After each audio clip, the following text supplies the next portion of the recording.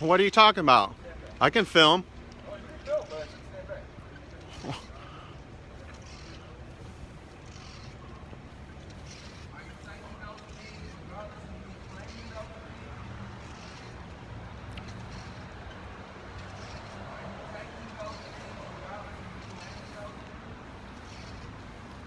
What's your name and badge number, Mr.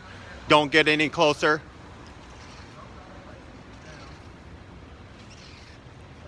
Chief Dan O'Shea said you have to give me your badge, name and badge number if I ask. Well, give it to me.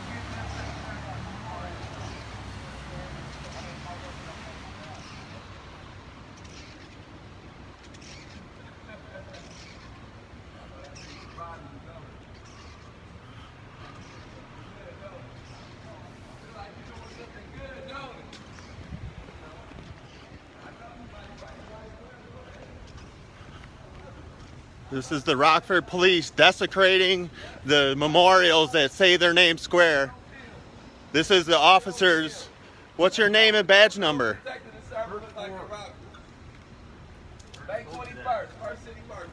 Oh, you just told me it again.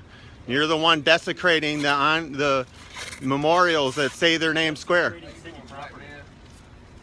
Oh, this is city property. This is a memorial to people shot by the police. City property you're desecrating. No, you're desecrating the memorials. Look at, you're tearing his face up. City property.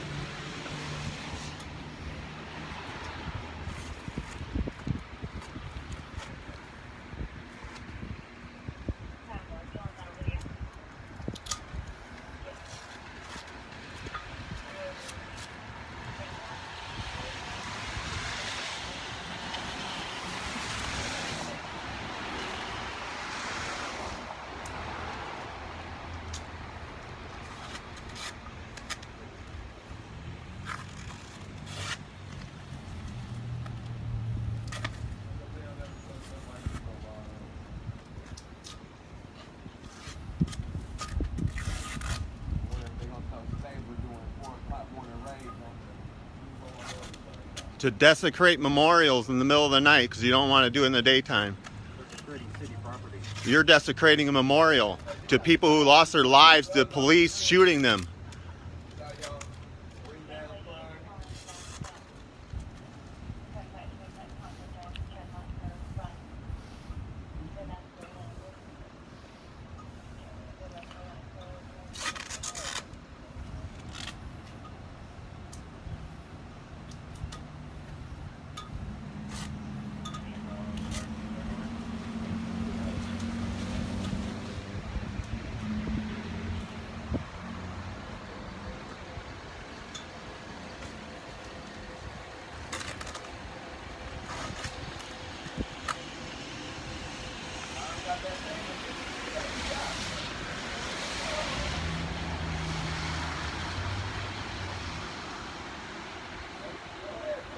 Another standoff in the middle of the night.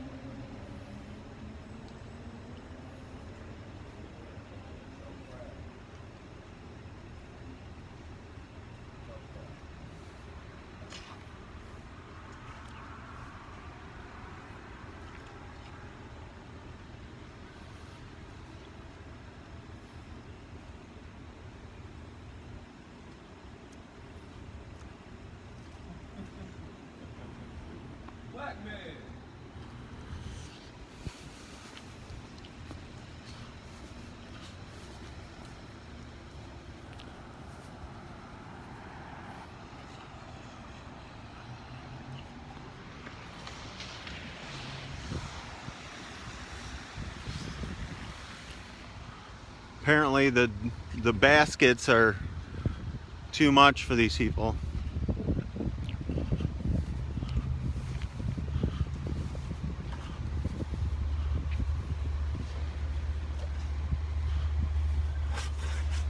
Black man desecrating memorials to black men shot by the police.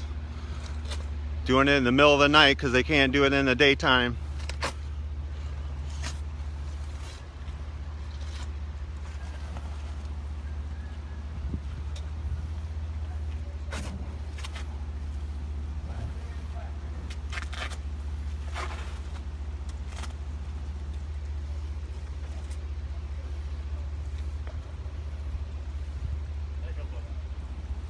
Where to? Back up over there. Right here? Over there. What's your name and badge number? What's your name and badge number? I couldn't hear you. Did it one time. I want to say it many times. Step back. Step back. Where my light is. You- Where my light is. I'm in your light. Right there. I am in your light. Oh, I'm 5 feet away from him. Oh boy.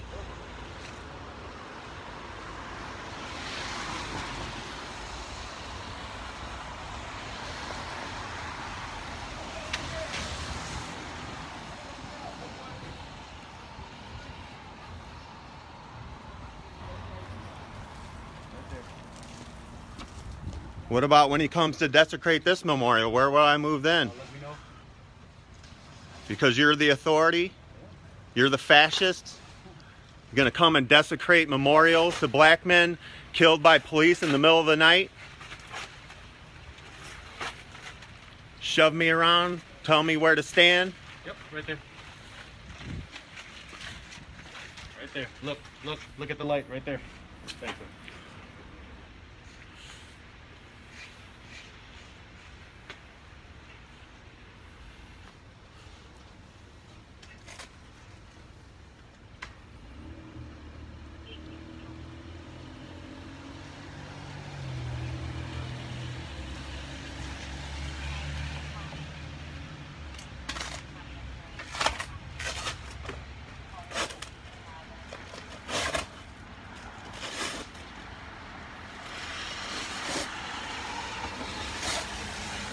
You wouldn't think a black man would need racial sensitivity training, but I think you do, sir. What'd you say, man?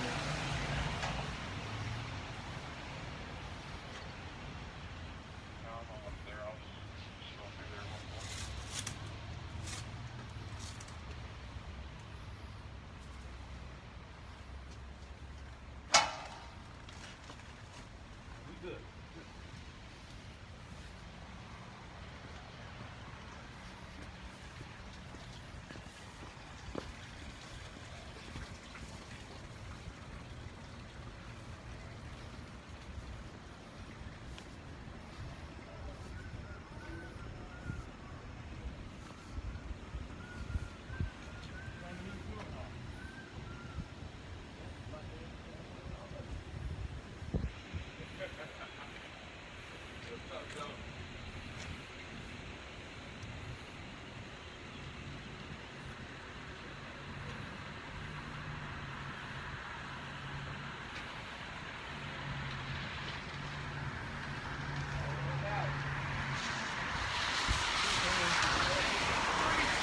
We'll be here.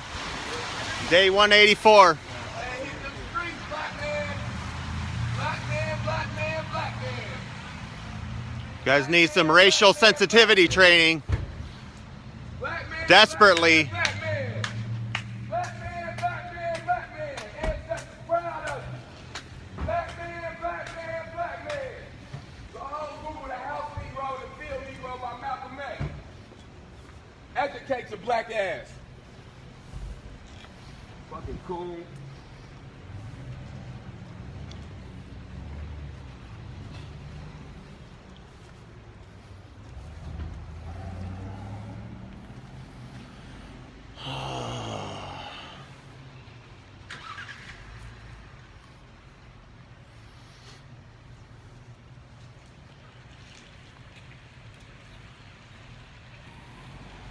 Bye. See you later. Bye. See you later. Bye. See you later.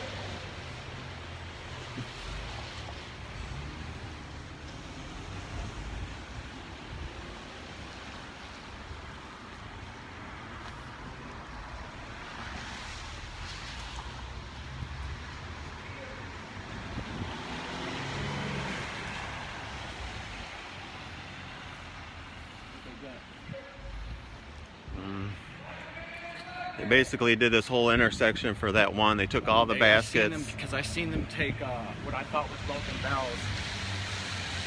I saw them take broken bells. Basket, but they didn't take the memorial.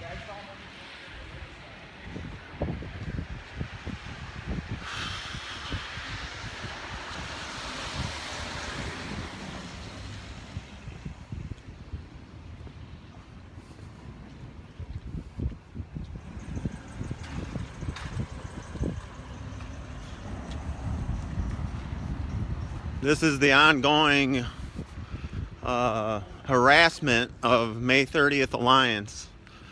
Why do they wait until the middle of the night to remove the pictures? Well, I would say because they don't want to do it in the daytime. They come in the daytime, the people here, they get more eyes on it. It's the only thing I can think. Going down here to check on the other memorials, but they seem to be intact. They don't do their research. They don't know where all the memorials are, apparently. Kept saying that we were desecrating city property by putting up memorials to people shot by the police.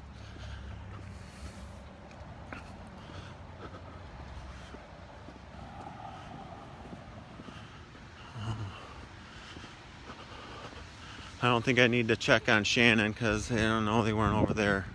Oh!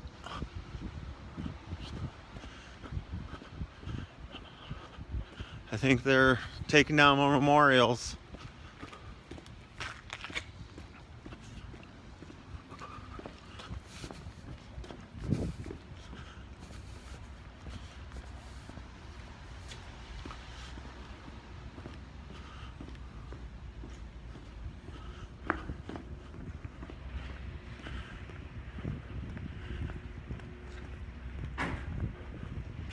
I don't think they got Jasper.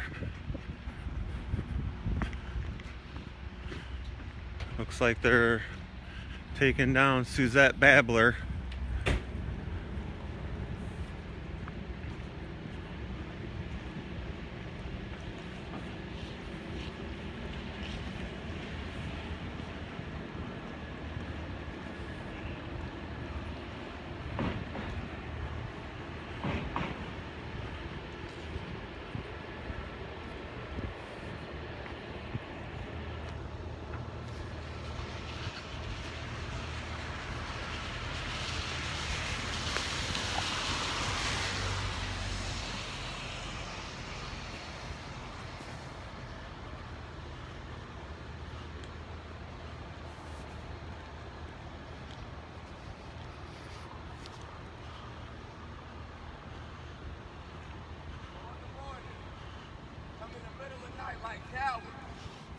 Coming in the middle of the night like cowards. They ain't even got enough fucking courage to do it in the daytime.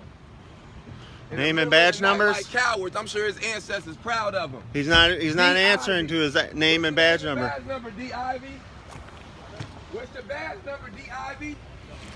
1769. Proud black man. Black power. Black power, brother. Black power, brother. Black man. Black man, D. Ivy.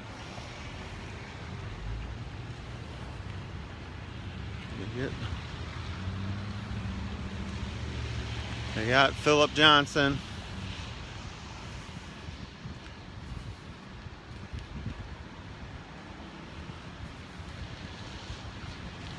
I'm gonna go check Jasper.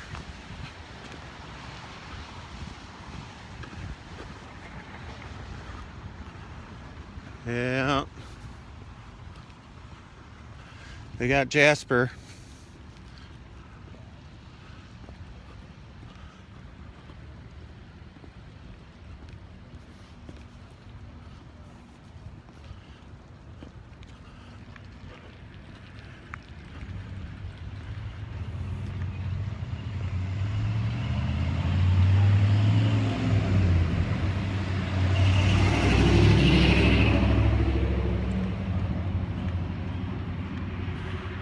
thank you. I can hardly read. Wax Arnetta. Thank you for your appreciation. We will continue. Like I told their commander, we'll be here. Which he said we will be. They will be too. So which I don't doubt.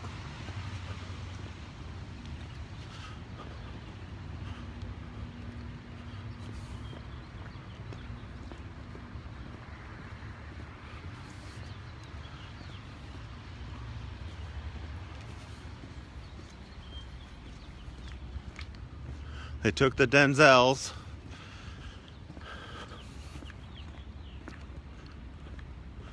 But we got more.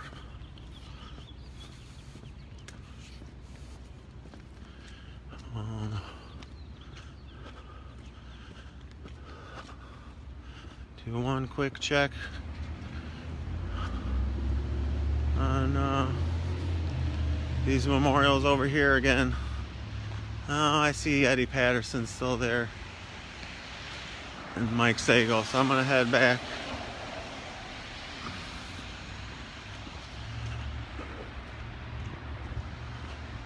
Head back to the reading.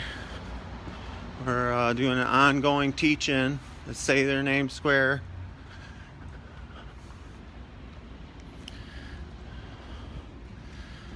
All right.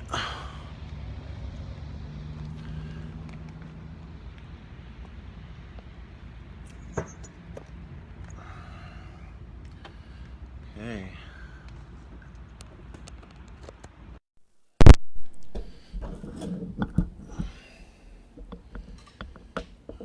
Okay.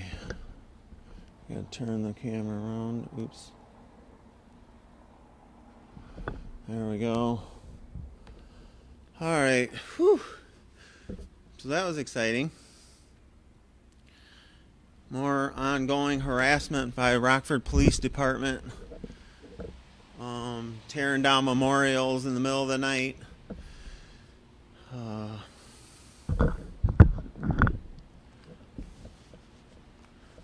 Back to the reading. Thinking about putting the memorials back up. We have all the stuff to put the memorials back up right away. But I think with the rain and the wet poles, I'm just going to let them dry.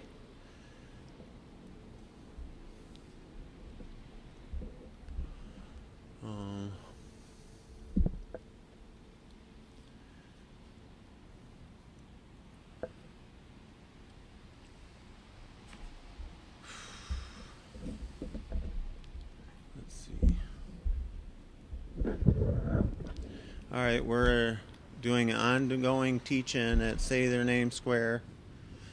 Today's book is Locking Up Our Own, Crime and Punishment in Black America.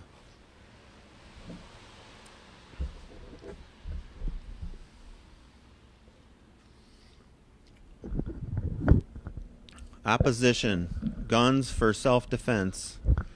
We're on chapter 2, I believe. Yeah, chapter 2, about gun control. Our unique feature of the continuing gun control debate is that a gun may be the only dangerous item that can plausibly be viewed as a solution to the very danger it presents. Nobody argues that the solution to cocaine addiction is more cocaine, but guns can be defended on just those grounds. And in D.C., Councilmember Doug Moore was there to mount that defense. In the summer of 1975, Moore was combating David Clark's marijuana decriminalization initiative by arguing that it would do more harm than good to D.C.'s black community. The same summer, Moore fought a similar campaign against gun control. While Wilson argued that protecting blacks required getting rid of guns, Moore claimed the opposite. Blacks needed guns for self-defense. Since the government could not be counted on to protect black citizens against violence, Moore said gun ownership was the only way for blacks to achieve the equal protection promised by the 14th Amendment. But guns weren't merely a form of individual protection, according to Moore. They were also a tool of collective self-defense against violent whites. If D.C. was to give up its guns, he argued, that would make it difficult for the people of this city, many of whom are black, to defend themselves against gunslinging vigilantes from neighboring majority white states. Moore warned that people from Maryland and Virginia or New York or any other state would come and say, "You know they took all the guns in D.C., and so we are on our way in." Coleman Young, Detroit's first black mayor, shared Moore's concern, said Young. "I'll be damned if I'll let them collect guns in the city of Detroit while we're surrounded by hostile suburbs and the whole rest of the state, where you have vigilantes practicing in the wilderness with automatic weapons." To modern ears, Moore's and Young's claims may sound outlandish, but they shouldn't. These officials were expressing views rooted in a black political and intellectual tradition that Nicholas Johnson has called the black tradition of arms. In this tradition, guns were both a practical tool for black self-defense and a symbol of black self-determination. After the Civil War, blacks were frequently terrorized in southern states, with courts and law enforcement often serving as accomplices. The 14th Amendment, which, as Moore stressed, promised blacks equal protection of the law, was in part a response to this violence. Many Reconstruction legislators argued that the 14th Amendment was necessary to ensure the recently freed slaves would receive state protection from private violence. In 1866, for example, the New Hampshire Republican Daniel Clark asked, "Is the Negro not entitled to his life as clearly and fully as the white man?" If the answer is yes, Clark continued, then has he not a right just as good to have it protected by law? The promise of equal protection, however, was one of the many casualties of Reconstruction's defeat. Violence played an essential role in the tyranny that whites imposed on blacks throughout the Jim Crow South. Senator Ben Pitchfork Tillman boasted of how he and other white supremacists used force and violence to steal elections. We have done our level best. We have scratched our head to figure out how we can eliminate the last one of them. We stuffed ballot boxes. We shot them. We are not ashamed of it. Whites also use violence to deprive blacks of property and material possessions. As Ta-Nehisi Coates has argued, Jim Crow was as much about plunder as about separation. When we think of white supremacy, he writes,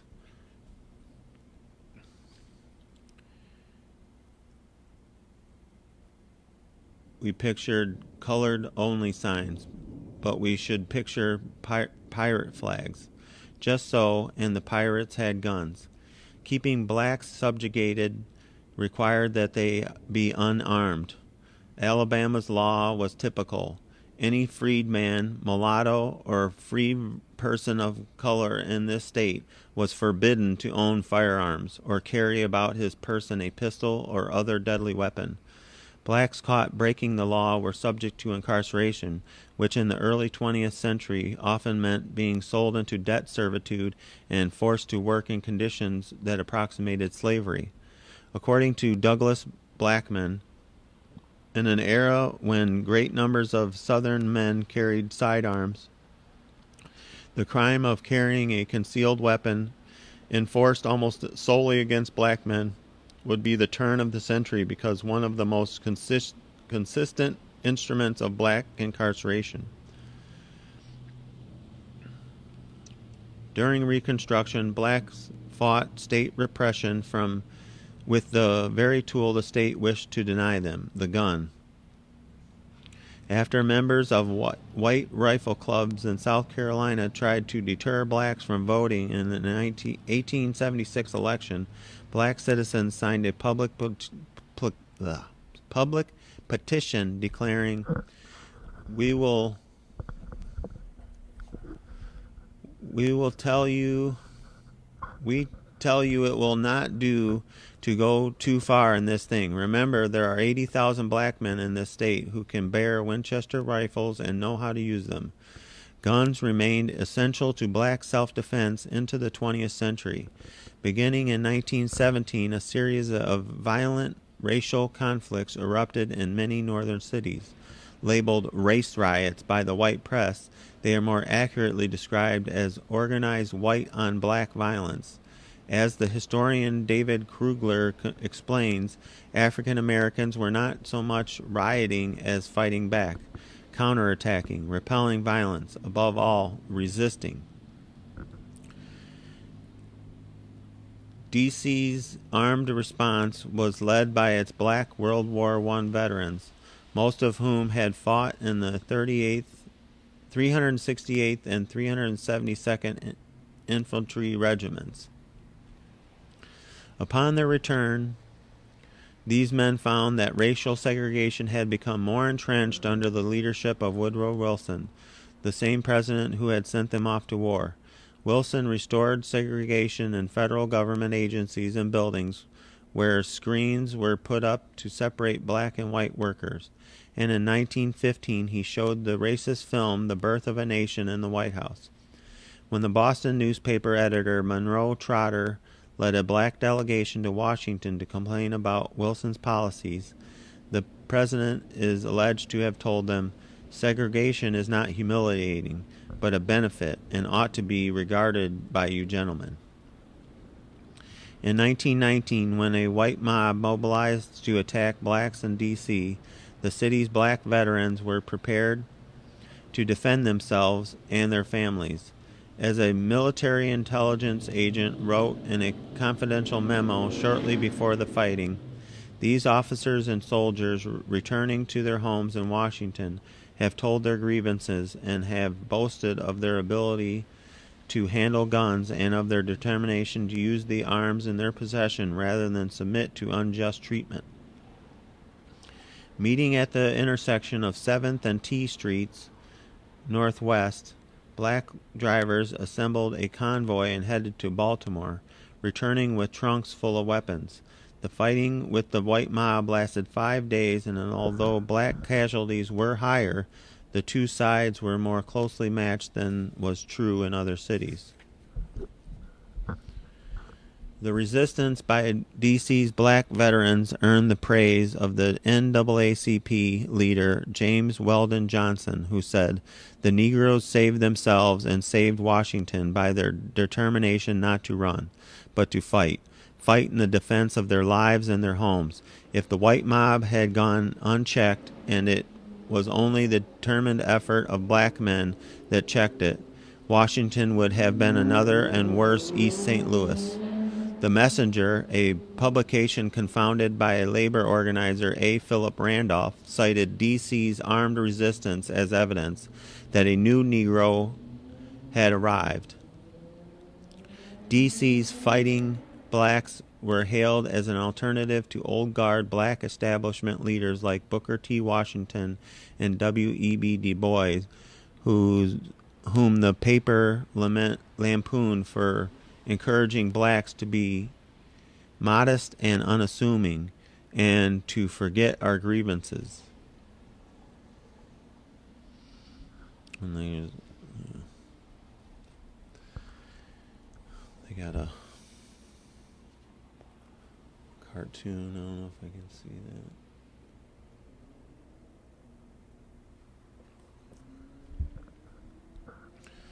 that. The same refrain was heard throughout the 20th century from the anti-lynching activist Ida B. Wells.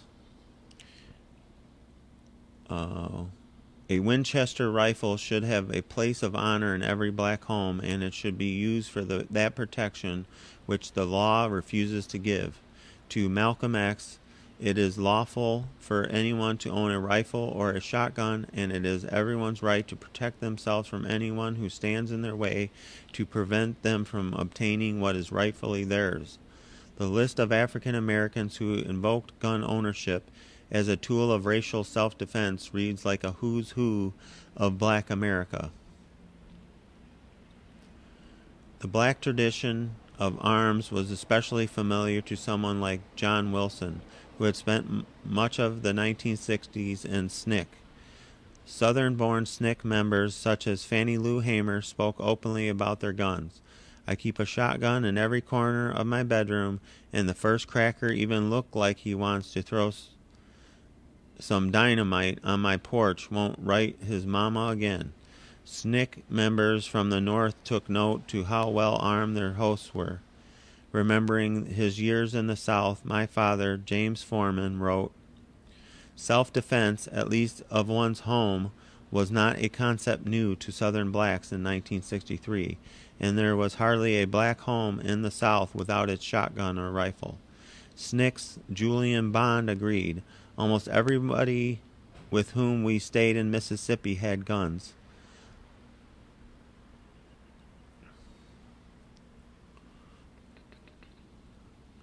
Although these guns were principally for hunting, Bond noted that they were there for other purposes too. Soon the SNCC workers adopted the practices of their hosts. The historian Claiborne Carlson estimates that by the end of the summer of 1964, almost all SNCC field workers were armed. By the late 1960s, blacks got a reminder about why they might want to hold on to their weapons. Longtime gun control opponents suddenly became interested in restricting access to guns when blacks began to brandish them publicly and politically. In California, for example, elected officials, including Governor Ronald Reagan, rushed to enact strict gun control laws after members of Black Panthers, the full and neglected name of the group being the Black Panther Party for Self-Defense, and armed themselves. The sponsor of the gun control bill, Don Mulford, denied that race had played a role, but black legislators knew better. As one of them pointed out, Mulford had dropped his opposition to gun control only after Negroes showed up in Oakland, his district, with arms.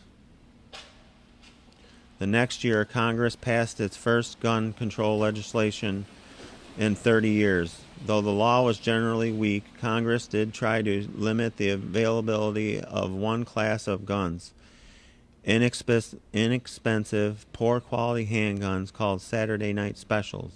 The journalist Robert Sherrill wasn't the only one to conclude that a law singling out guns favored by the poor was a law passed not to control guns, but to control blacks. D.C.'s black nationalists, including Doug Moore, Stokely Carmichael, and the Black United Front, or BUF, certainly saw it that way. On April 5th, 1968, the day after Martin Luther King was assassinated, as grief turned to rage in D.C. and other cities, Carmichael and SNCC held an emergency press conference at the New School for Afro-American Thought. Located just north of 14th and U Streets, when white America killed Dr. King last night, she declared war on us, said Carmichael. Later in his statement, he added, "There no longer needs to be intellectual discussion. Black people know that they have to get guns." In November of the same year, Carmichael told a crowd of more than 1,900 at Howard University that they must be willing to live, to fight, and kill for one's own people. Meanwhile, the BUF, led by Carmichael and Moore, protested local gun control proposals. In August 1968, the group resolved that D.C. gun control legislation is a white racist means of taking away from black people an instrument of self-defense. The next month, both neighboring Maryland counties, Montgomery and Prince George's, rejected gun control measures, leading the BUF to reiterate its opposition to gun control. But Montgomery and Prince George's counties were majority white at the time, and using an argument that more would deploy again 7 years later, the BUF said that it made no sense for 68% black Washington to adopt gun control, while the surrounding 95% white suburbs with no similar gun control legislation are actively being urged to arm and are arming. 12-1.